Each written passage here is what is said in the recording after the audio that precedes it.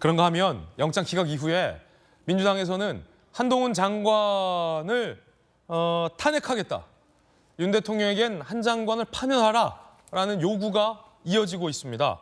조금 전 홍익표 민주당 원내대표는 한동훈에 대한 탄핵 소추 국감 끝나고 판단하겠다라는 입장을 밝혔고요.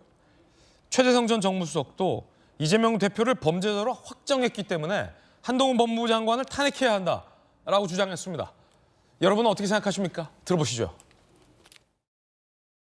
조심스럽고 신중하게 그렇게 꺼내야 될 카드인데 이번에 법무부 장관 문제는 탄핵 추진해야 된다고 봅니다. 야당 대표에 대해서 아예 그냥 범죄자로 확정을 하고 체포동의안 보고할 때도 사실 피의사실 같은 경우를 노출을 시킨 거거든요. 예. 이런 과정들이 탄핵을 추진해야 될 충분한 어떤 논거도 되고 상황도 됐다.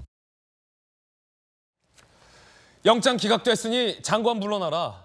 안 물러나면 우리가 탄핵하겠다라는 건데, 자, 이에 대해서 한동훈 장관은 어떤 입장일지도 궁금합니다. 이번에 한동훈 법무부 장관 입장입니다.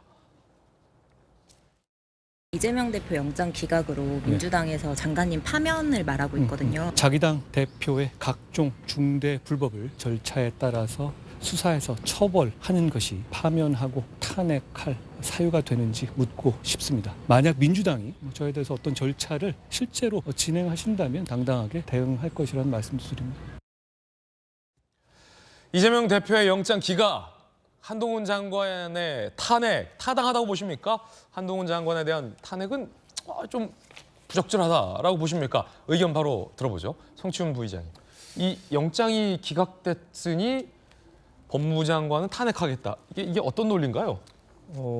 일단 한동훈 장관이 법무부 장관으로서 해서 안 되는 일을 했다라고 보여지는데요. 왜냐하면 법무부 장관은 검찰의 수사와 관련된 발언에 대해서는 교과서적인 답변을 해야 됩니다.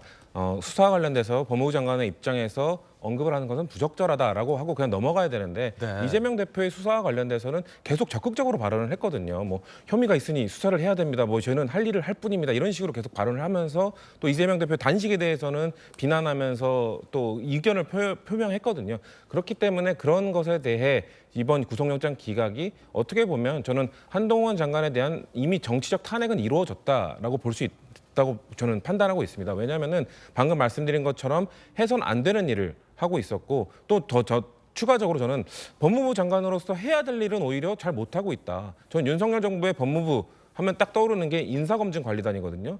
인사검증을 법무부에서 확실하게 하겠다. 장관 후보자, 대법원 확실하게 하겠다고 했지만 지금 윤석열 정부에서 계속돼서 나오고 있는 인사참사 어디서 지금 잘못됐습니까? 기본적인 인사검증이 이루어지지 않았고 그 책임은 한동훈 장관에게 있는 것이거든요. 법무부의 인사검증관리단에서 철저하게 해보겠다고 하셨지만 지금 이균용 대법원장 후보 그리고 지금 뭐 김행 장관 후보자 다들 기본적 인사검증이 너무 부실하다는 게 여실히 드러났기 때문에 지금 그 정리해 보면 해선 안 되는 일을 했고 또 해야 될 일도 제대로 하지 못했기 때문에 사실상 지금 한동훈 장관은 정치적으로 탄핵당한 상황이 맞다. 하지만 저는 이런 상황에서 과연 민주당이 실제 탄핵을 추진하는 것이 정당한가 옳은가에 대해서는 좀 고민을 해봐야 된다고 생각합니다. 왜냐하면은 이전에 그 다른 장관들에 대한 탄핵 시도에서 실패했던 경험도 있고 한동훈 장관은 만약에 이번에 또 탄핵이 인용되지 않고 기각이 될 경우 오히려 지금까지 방금 말씀드린 본인이 못했던 일, 해선 안 되는 일 했던 일에 대해서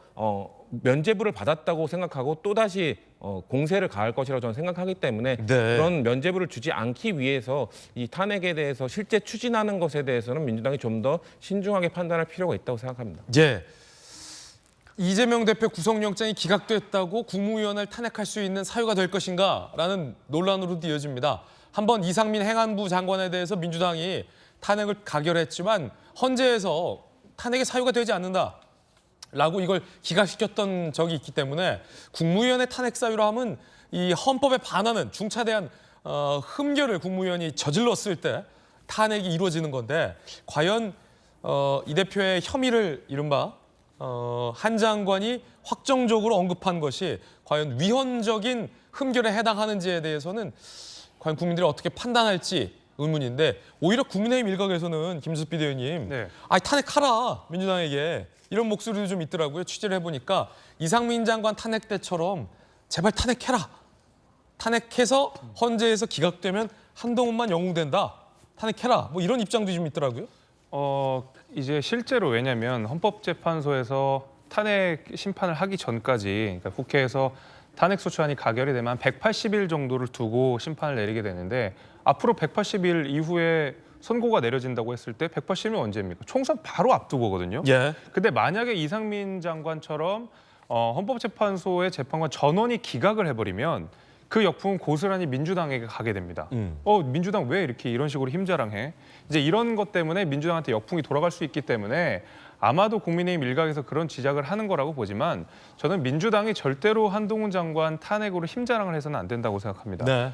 저는 민주당이 만약에 한동훈 장관을 탄핵 소추안을 가결시킨다고 했을 때 그 안에 있는 속내는 뭐라고 보냐면 우리가 이상민 장관 탄핵 소추안 가결 때도 보다시피 헌법재판소에서 심판이 내려지기 이전까지 가결이 되는 순간부터 법무부 장관의 업무가 정지됩니다. 앞으로 180일 동안, 길게는 180일 동안 한동훈 장관은 국무위원으로서 일을 못한다는 소리거든요. 예. 법무부 장관은 일을 못한다는 소리거든요. 그렇게 됐을 때 가장 기분 좋은 사람은 누구겠습니까? 사법 리스크에 휘말리고 있는 이재명 대표와 소위 말하는 돈봉투 사건, 뭐 코인 사건 등등으로 각종 범죄 의혹에 시달리고 있는 민주당이 가장 좋아할 거라고 보거든요.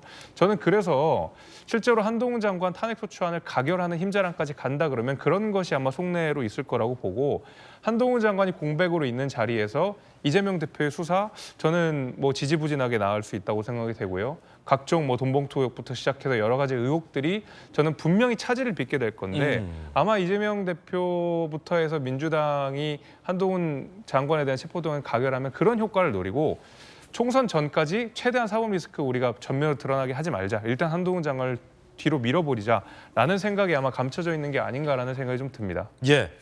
탄핵해라. 해봐라. 라는 김주섭 전 비대위원의 이야기도 들어봤습니다.